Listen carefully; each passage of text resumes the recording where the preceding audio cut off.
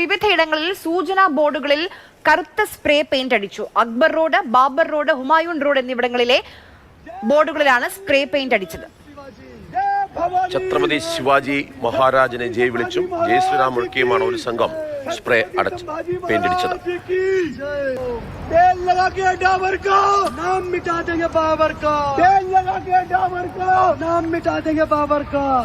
വിവരങ്ങളുമായി ബി ബാലഗോപാൽ ചേരുന്നുണ്ട്.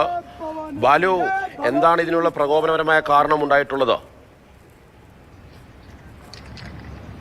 മാർഷലെ, ഇന്ന് പുലർച്ചെയാണ് ഡൽഹിയിലെ വിവിധ റോഡുകളിൽ, അതായത് അക്ബർ റോഡ്, ഹുമയൂൺ റോഡ് തുടങ്ങിയ പ്രധാനപ്പെട്ട റോഡുകളിലെ ഈ ബോർഡുകളിൽ, സൂചനാ ബോർഡുകളിൽ ഈ കറുത്ത സ്പ്രേ അടിച്ചിരിക്കുന്നത്. അക്ബർ റോഡിലെ സ്പ്രേ അടിച്ചതിന് ശേഷം അവിടെ ഈ ഛത്രപതി ശിവാജി റോഡ് എന്ന് ഈ റോഡിന് നാമകരണം ചെയ്യണം, അതായത് റോഡിന്റെ പേര് മാറ്റിക്കൊണ്ടുള്ള ഒരു പോസ്റ്റർ ഒട്ടിക്കുകയും ആ പോസ്റ്ററിന് മേൽ ഈ പാലഭിഷേകം മറ്റും നടത്തുകയും ചെയ്തിരുന്നു.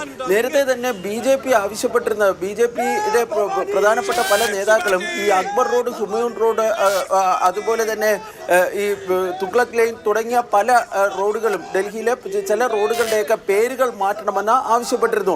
ഇതിന് പിന്നാലെ ഇപ്പോൾ BJP അധികാരത്തിൽ വന്നതിന് ശേഷമാണ്, രേഖാ ഗുപ്ത മുഖ്യമന്ത്രിയായി ചുമതലയേറ്റതിന് തൊട്ട് പിന്നാലെയാണ് ഇപ്പോൾ ഈ ബോർഡുകളുടെ സൂചനാ ബോർഡുകൾക്ക് നേരെ ഈ കരിയോയിൽ, അതായത് ഈ സൂചനാ ബോർഡുകളിലെ പേരുകൾ മാറ്റുകയോ അവിടെ കരിയോയിൽ ഒഴിക്കുകയും ഒക്കെ ചെയ്തിരിക്കുന്നത്.